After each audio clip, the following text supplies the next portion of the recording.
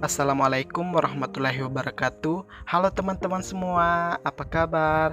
Baiklah, di video kali ini kami dari kelompok K akan membahas materi mengenai isu-isu atau masalah global dalam lingkungan hidup serta cara penanggulangannya. Baiklah, di video kali ini kita akan mempelajari mengenai keanekaragaman hayati. Stay tune. Assalamualaikum warahmatullahi wabarakatuh. Perkenalkan, nama saya Sami Janun, stambuk A4011825 dari kelompok K. Baiklah, dari kelompok kami akan menjelaskan materi mengenai tentang keanekaragaman hayati. Baiklah, langsung saja. Sebelum kita masuk ke materi, kita terlebih dahulu mengetahui apa sih pengertian dari keanekaragaman hayati ini.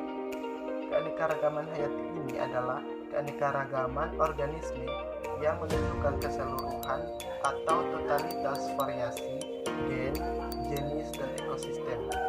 Serta keanekaragaman hayati ini meliputi hewan, tumbuhan, mikroorganisme, dan semua jenis terkandung di dalamnya, serta ekosistem yang dilaluinya. Terima kasih. Saya atas nama Putri Aprilia, stambuk A401181197 ingin menjelaskan bagian D tentang tingkat keanekaragaman hayati. Yang pertama, keanekaragaman tingkat gen, di mana keanekaragaman tingkat gen itu adalah variasi atau perbedaan yang terjadi pada suatu jenis atau spesies makhluk hidup.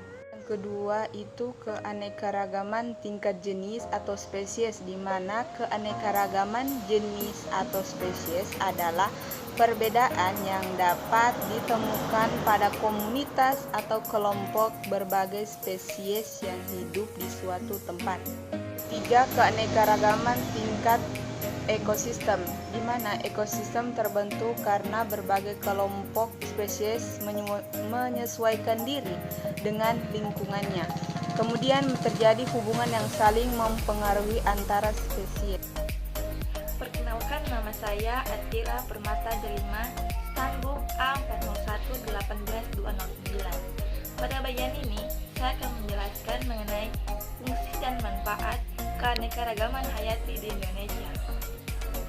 Fungsi dan manfaat ini terbagi lagi menjadi 3 bagian. Yang pertama adalah nilai ekonomi, yang kedua nilai pendidikan, dan yang ketiga adalah nilai ekologi. Pada nilai ekonomi, keanekaragaman hayati merupakan nilai kemanfaatan dari berbagai sumber hayati yang dapat menghasilkan keuntungan bagi penggunanya, yaitu dapat diperjualbelikan. Sedangkan pada nilai pendidikan, keanekaragaman hayati dapat menambah pemahaman dan pengetahuan manusia.